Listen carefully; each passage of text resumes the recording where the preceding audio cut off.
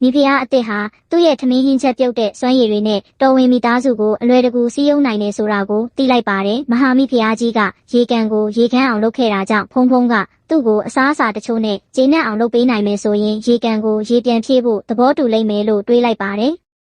်ဖုံဖုံဟာချက်ချင်းပဲမိဖို့ချောင်းကိုပြန်သွားပါတယ်ဒါပေမဲ့မနာလိုဖြစ်နေတဲ့နန်းတွင်းစဖို့မှုကသူ့ရဲ့အခွင့်အာဏာကိုအခိုင်အမာပြသပြီးမဟာမိဖုရားကြီးအတွက်ပြင်ဆင်နေတဲ့အစားအစာတွေကိုစစ်ဆေးဖို့ညှင်းဆိုလိုက်ပါတယ်ဒါကြောင့်ဖုံဖုံလည်းဒေါသထွက်ပြီးအမြန်ချက်ပြုတ်ပြိုင်ပွဲအတွက်စိန်ခေါ်လိုက်ပါတယ်နန်းတွင်းစဖို့မှုကအစပိုင်းမှာနောက်ဆုတ်ချင်ပေမဲ့ဖုံဖုံကနှောင်ပြောင်လိုက်တဲ့အခါစိန်ခေါ်မှုကိုလက်ခံလိုက်ပါတယ်အစီကံတဦးကခေါင်းလောင်းထိုးလိုက်ပြီးပြိုင်ပွဲစတင်ပါတယ်စပိုမှုချုပ်ကသူ့ရဲ့ဓာတ်ကိုယူပြီးမုံလာဥနီတွေကိုအားကုန်ပြီးဖြတ်နေပါတယ်ဒါပေမဲ့မိဖုရားရဲ့လက်တွေကပုံမြန်နေပြီးသခွားသီးတွေကိုအလွယ်တကူလှိဖြတ်လိုက်ပါတယ်မိနစ်အတော်ကြာချက်ပြုတ်ပြီးနောက်ဖုံဖုံရဲ့ဟင်းပွဲပြီးသွားပြီးပထမဆုံးခေါင်းလောင်းထိုးကပြိုင်ပွဲကိုအနိုင်ရသွားပါတယ်နန်းတွင်းစဖို့မှုကစိတ်မကောင်းဖြစ်ပြီးအမြန်နှုံးကအရေးကြီးပေမဲ့အရသာဟာစဖို့မှုတဦးရဲ့အဓိကစမ်းသပ်မှုဖြစ်တယ်လို့ငင်းကုန်ပါတယ်ယုံကြည်ချက်ရှိတဲ့ဖုံဖုံလည်းသဘောတူပြီးဘယ်ဟင်းပွဲကပိုကောင်းလဲဆိုတာမြည်စမ်းဖို့နန်းတွင်းအစားစစ်ဆေးသူကိုတောင်းဆိုလိုက်ပါတယ်စစ်ဆေးသူကဖုံဖုံရဲ့ဟင်းပွဲကိုစိတ်ဝင်စားပြီးပိုကောင်းတဲ့ဟင်းပွဲလို့ကြေညာလိုက်တာကြောင့်ဖုံဖုံဟာနန်းတွင်းမိဖို့ချောင်းကိုတာဝန်ယူရရှိလိုက်ပါတယ်ဖုံဖုံဟာသူ့ရဲ့အခွင့်အာဏာအသစ်ကိုအသုံးချပြီးမဟာမိဖုရားကြီးရဲ့အစားအစာတွေကိုစီစစ်လိုက်ပါတယ်။သူ့ရဲ့ဟင်းပွဲရွေးချယ်မှုတွေကိုကြည့်လိုက်တဲ့အခါသွားကြိုက်ခဲမှုကြောင့်မဟာမိဖုရားကြီးဟာစားရခက်တဲ့သူဖြစ်နေကြောင်းဖုံဖုံတွေးရှိလိုက်ရပါတယ်။ဒါကြောင့်ဖုံဖုံကသွားဖုံးပုတ်တိုက်ရန်မလိုတဲ့ပျော့ပြောင်းတဲ့ဟင်းပွဲကိုမှုမှတ်ကြီးအတွက်ပြုလုပ်ဖို့ဆုံးဖြတ်လိုက်ပါတယ်။ဖုံဖုံကချက်ချင်းပဲအလုပ်စပါတော့တယ်ပထမဦးဆုံးအာလူးဆန်ပြုတ်ကိုစတင်လုပ်ပါတယ်သူဟာနှုတ်တချို့ကိုအိုးရဲလောင်းထည့်ပြီးအရသာမြည်ဆန်းရင်မှန်ကန်တဲ့ပါဝင်ပစ္စည်းတွေကိုထည့်ပါတယ်ပြီးနောက်အာလူးတွေကိုနောက်ဆုံးမှထည့်လိုက်ပြီးတသမတ်တဲဖြစ်တဲ့ပုံစံတင်ဆက်မှုအတွက်ဂျုံမှုတချို့ကိုဖြူကာညစာကိုကျွေးမွေးပါတယ်ဖုံဖုံကနောက်ဆုံးထုတ်ကုန်ကိုကျေနပ်ပြီးမဟာမိဖုရားကြီးကိုကိုယ်တိုင်သွားရောက်ပို့ဆောင်ပေးပါတယ်မိဖုရားကြီးကအဲ့ဒီအစားအစာကိုအလွန်နှစ်သက်ပေမဲ့အေးခံလာတာကြောင့်ဟင်းပွဲကမပြည့်စုံဘူးလို့အသားပေးပြောကြားလိုက်ပါတယ်။အပူချိန်ပြောင်းလဲမှုဟာပြီးပြည့်စုံစွာခြေထားတဲ့အာလူးတွေကိုခဲသွားစေပြီးအရသာကိုအနှဲငယ်ပြောင်းလဲစေပါတယ်။ဒါအပြင်ဆန်ပြုတ်ဟာပကံရဲ့ဘေးမှာဖိတ်ဆင်သွားတာကလည်းပုံစံတင်ဆက်မှုကိုထိခိုက်စေခဲ့တယ်လို့ဆိုပါတယ်။ဒါကိုကြားလိုက်ရတဲ့ဖုံဖုံလည်းစိတ်ပြတ်သွားပြီးဝမ်းနည်းစွာနဲ့နန်းတော်ကိုပြန်လဲထွက်ခွာလာပါတော့တယ်။သူ့ရဲ့လဲပေါ်မှာရောက်နေတော့ဖုံဖုံဟာမဟာမိဖုရားကြီးစီအစားအစာပို့ဆောင်ဖို့အခြားနည်းလမ်းတွေကိုစဉ်းစားနေပါတယ်။မကြခင်မှာပဲစိတ်ကူးကောင်းတစ်ခုရလာပါတယ်။ဖုံဖုံဟာအထည်တစ်ခုကိုချုပ်ပြီးအဲ့ဒီအထည်ကိုနန်းတွင်းအင်ဂျင်နီယာတွေစီညွှန်ကြားချက်အချို့နဲ့အတူပေးပို့ဖို့သူ့ရဲ့ပြိုတော်ကိုစေခိုင်းလိုက်ပါတယ်။ဖုံဖုံရဲ့ညွှန်ကြားချက်အရအင်ဂျင်နီယာတွေကအထည်ဖြင့်လေးဖက်လေးတန်ကာရန်ထားတဲ့အထူးအစားအစာပို့ဆောင်ရေးလဲကိုတိစောက်ခဲ့ပါတယ်။တစ်ချိန်တည်းမှာဖုံဖုံကအရသာရှိတဲ့ဟင်းပွဲတွေကိုပြင်ဆင်ပြီးအစေခံတွေကိုဒီအသစ်ဒီဇိုင်းထုတ်ထားတဲ့လှဲကိုအသုံးပြုပြီးပို့ဆောင်စေပါတယ်။မဟာမိဖုရားကြီးကဟင်းပွဲကိုပူပူနွေးနွေးလက်ခံရရှိပြီးအရန်ကြိုက်တာကြောင့်ဘာမှမချန်ထားခဲ့ပါဘူး။နောက်ဆုံးတော့အင်ဂျင်နီယာတွေကဖုံဖုံစီပြန်လာပြီးအဲ့ဒီတီထွင်မှုဟာအောင်မြင်ကြောင်းသတင်းကောင်းပေးလိုက်ပါတယ်။ရက်နှင်းငယ်ကြတော့ဘရင်ကနိုင်ငံတော်ဝန်ကကိုယ်စားလှယ်တွေကိုဖိတ်ကြားပြီးကြီးကျယ်ခမ်းနားတဲ့ပွဲတော်ကြီးတစ်ခုကိုကျင်းပပါတယ်။ကံမကောင်းစွာနဲ့ပွဲတော်နေ့မှာစပိုမှုတွေဖျားနာကုန်ပြီးနန်းတွင်းမီးဖို့ကြောင့်မှလူအင်အားနှဲပါနေပါတယ်။ဖုံဖုံကဒါကိုသတိထားမိပြီးကူညီဖို့ဆုံးဖြတ်လိုက်ပါတယ်။သူဟာပွဲတော်ကနေခိုးထွက်ပြီးမီးဖို့ကြောင့်ထဲဝင်ဖို့အတွက်အမျိုးသားအသွင်ဖန်တီးလိုက်ပါတယ်။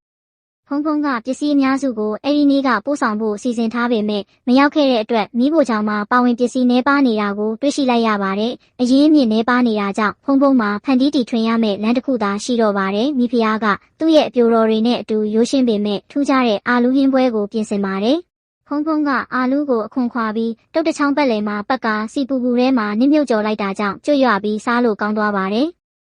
ဧည့်သည်တွေကပထမဆုံးဟင်းပွဲကိုမြင်တော့စိတ်ပြက်နေကြပါတယ်။ဘာလို့လဲဆိုတော့တော်ဝင်ပွဲတော်အတွက်ပိုကောင်းတဲ့ဟင်းပွဲတစ်ခုကိုမျှော်လင့်ထားလို့ပါ။ဒါပေမဲ့သူတို့ကထူးခြားတဲ့အစားအစာကိုမြည်ဆန်းလိုက်တာနဲ့အရသာကိုသဘောကျပြီးမျက်လုံးတွေတောင်အယောင်တောက်သွားကြပါတယ်။ဒါနဲ့ပဲအမြန်စားအစားအစာ fast food ဆိုတာမွေးဖွားလာခဲ့ပါတယ်။ဖုံဖုံရဲ့ဒုတိယဟင်းပွဲကတော့နည်းနည်းပိုခက်ခဲပါတယ်။မိဖို့ကြောင့်မှအသားမရှိတာကြောင့်သူဟာဖန်တီးတီထွင်ပြီးပဲတွေကိုအသုံးပြုကာဘေးမှာခရမ်းကျင်သည့်နှင်းနဲ့အတူဟင်းသီးဟင်းရွက်ဘာကာကိုပြုလုပ်လိုက်ပါတယ်။ဖုံဖုံကသူ့ရဲ့တီထွင်မှုကိုကျေနပ်ပြီးခေတ်သစ်မက်ဒါနိုကြောက်ကိုစိတ်ကူးယူကာမက်ဒါနိုလို့အမည်ပေးလိုက်ပါတယ်။ဒီဟင်းပွဲဟာအာလူးဟင်းပွဲလိုပဲအောင်မြင်မှုရရှိခဲ့ပြီးဧည့်သည်တွေကလည်းပါဇက်ထဲအမြဲရည်လာစေတဲ့အဲ့ဒီအစားအစာကိုအရသာခံစားခဲ့ကြပါတယ်။ နောက်ဆုံးဟင်းပွဲအတွက်ဖုံဖုံဟာရိုးရာဂျယ်လီအချိုပွဲကိုပြုလုပ်လိုက်ပေမဲ့လှည့်ကွက်လေးတစ်ခုထည့်လိုက်ပါတယ်။သူဟာဂျယ်လီချောင်းတွေပေါ်မှာအထူး message တွေရေးပြီးအချိုပွဲကိုစားပြီးတဲ့နောက်မှာကံကြမ္မာကိုဖတ်ရှုရမယ့်ကံကောင်းခြင်းဂျယ်လီလို့ခေါ်ဆိုလိုက်ပါတယ်။ဧည့်သည်တွေကရိုးရာဂျယ်လီကိုနှစ်သက်ပြီးသူတို့ရဲ့ကံကြမ္မာတွေကိုဖတ်ရှုရင်းပျော်ရွှင်ခဲ့ကြပါတယ်။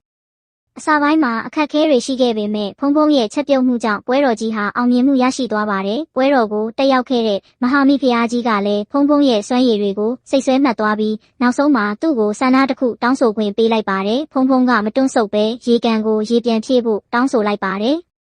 မဟာမိဖုရားကြီးကသူ့ရဲ့တောင်းဆိုချက်ကိုခွင့်ပြုလိုက်ပြီးအစေခံတွေကိုအလုပ်ဆက်ဖို့အမိန့်ပေးလိုက်ပါတယ်။ဝမ်းနည်းစရာက19ရာစုဖြစ်တာကြောင့်ဒီအလုပ်ကိုကူညီပေးမဲ့စက်ရန်တရားအစိမ့်မြင့်တွေမရှိပါဘူး။ဒါကြောင့်အစေခံတွေဟာရွာရဲ့ရေရင်းကနေရေကန်စီကိုတစ်သားပုံးတွေနဲ့လူကိုယ်တိုင်တည်ယူရပါတယ်။အစေခံတွေကမြို့ရေရင်းကနေရေကန်စီကိုခရီးရှည်ကြီးသွားရတာကြောင့်လုပ်ငန်းစဉ်ကမယုံနိုင်လောက်အောင်နှေးကွေးနေပါတယ်။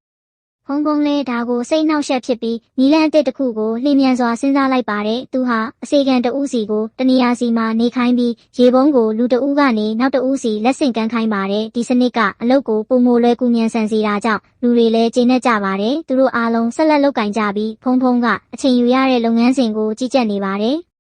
ရက်ပေါင်းများစွာကုန်လွန်သွားပေမဲ့ရေကန်ကရေမပြည့်သေးပါဘူး။ဖုံဖုံလဲစောင့်ရတာပင်ပန်းလာပြီးစိတ်ပြက်လာပါတယ်။ကံကောင်းစွာနဲ့မိုးသေးထန်စွာရွာသွန်းလာပြီးရေကန်ကိုဖြည်းဖြည်းချင်းရေဖြည့်ပေးပါတယ်။ဖုံဖုံလဲရာသီဥတုပြောင်းလဲမှုကိုအယမ်းပျော်ပြီးမိုးရေအောက်မှာပျော်ရွှင်စွာကခုန်ပါတော့တယ်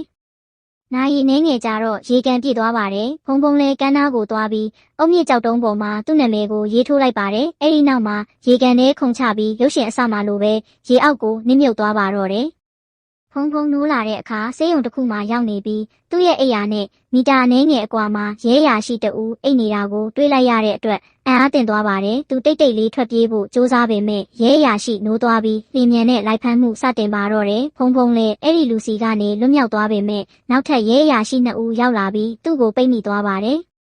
စိတ်ပြက်အားငယ်စွာနဲ့ဖုံဖုံဟာမြင့်မားတဲ့ပလက်ဖောင်းတစ်ခုပေါ်ကနေခုန်ချပြီးအဲ့ဒီလူတွေကိုရှောင်တိန်ကလမ်းပေါ်မှာပြေးဆင်းသွားပါတယ်။သူချက်ချင်းပဲအများပြည်သူစာကြည့်တိုက်တစ်ခုကိုဥတီပြီးသမိုင်းစာအုပ်တစ်အုပ်ကိုရှာဖွေပါတယ်။အဲ့ဒီမှာဂျိုဆွန်းမင်းဆက်နဲ့ပတ်သက်တဲ့စာအုပ်ကိုတွေ့ရှိလိုက်ပြီးသူဟာသမိုင်းရဲ့တစ်စိတ်တစ်ပိုင်းဖြစ်လာပြီဆိုတာသိလိုက်ရတဲ့အခါပြုံးလိုက်ပါတယ်။